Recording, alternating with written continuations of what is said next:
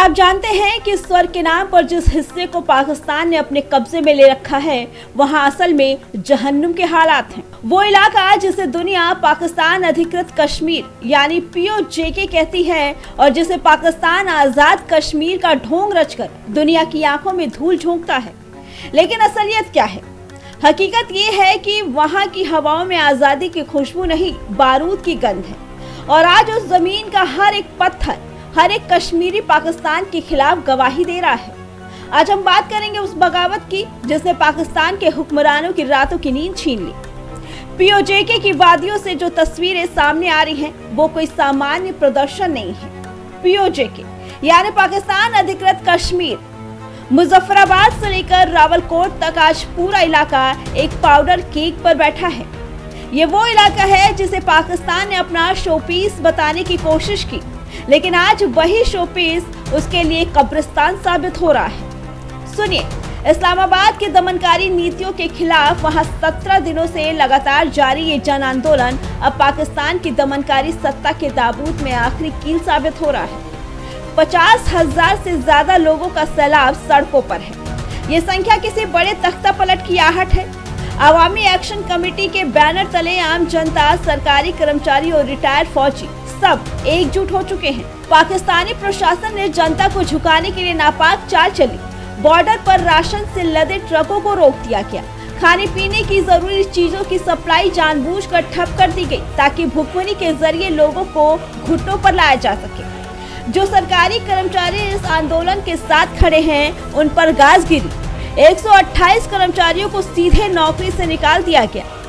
Retired सैनिकों को कहा गया कि अगर उन्होंने बगावत का साथ दिया तो उनकी पेंशन रोक दी जाएगी।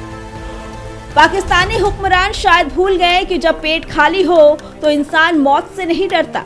वहां के लोग कह रहे हैं, हमें पाकिस्तान की गुलामी नहीं चाहिए। सरदार अमान खान की ललकार गूंज रही है कि कश्मीर का फैसला सिर्फ कश्मीरी करेंगे। पाकिस्तान के थोपे हुए कठपुतली नेता हमें मंजूर नहीं। आपके बस की बात नहीं है, आप पीछे हो जाएं। जम्मू कश्मीर की आवाम को मौका दीजिए। ये हमारा मसला है, हम जाने, हमारा मसला जाने। इन आंदोलन की सबसे बड़ी ताकत वहां की महिलाएं और सोशल मीडिया बन चुका है। रनीमा शाजमा जैसी इन्फ्लुएंसर ने जब कैमरे के सामने आकर पाकिस्तानी फौज के जुल्मों का नंगा सच उजागर किया तो पूरे पाकिस्तान में हड़कंप मच गया। उन्होंने साफ कहा कि पाकिस्तान इस क्षेत्र की समस्याओं को सुलझाने में पूरी तरह फेल हो चुका है और अब POK के राजनीतिक भविष्य पर दोबारा विचार करने का समय आ गया है। और जरा पाकिस्तान के रक्षा मंत्री ख्वाजा आसिफ के बयानों को देखिए। संसद में बैठकर जनता की बदहाली पर काम करने की बजाय ये जनाब प्रदर्शनकारियों का मजाक उड़ा रहे हैं। ये संवेदनहीनता का चरम है। जिस देश का मंत्री अपनी जनता के दर्द पर हंस रहा हो, उस देश का भविष्य क्या होगा ये आप खुद सोच सकते हैं।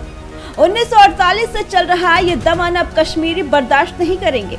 ये संघर्ष अब सिर्फ महंगाई का मुद्दा नहीं रहा, ये पहचान, स्वाभिमान और आजादी का मुद्दा बन चुका है। जेलों में ठूसे गए सैकड़ों कार्यकर्ता और दर्जनों शहादतें इस आंदोलन की आग को बुझाने की बजाय और भड़का रही हैं। पूरी दुनिया की नजरें इस वक्त POK पर टिकी है। क्या ये बगावत पाकिस्तान के टुकड़े होने की शुरुआत है? क्या पाकिस्तान के हाथ से उसका आजाद कश्मीर अब हमेशा के लिए फिसलने वाला है? पाकिस्तान ने जिसे अपना हिस्सा समझकर दशकों तक लूटा, आज वही हिस्सा उसके खिलाफ युद्ध का ऐलान कर चुका है। आपको क्या लगता है, क्या ये बगावत इस्लामाबाद के तख्त को गिराने के लिए काफी है? हमें कमेंट करके जरूर बताइए। Bureau report, prime TV।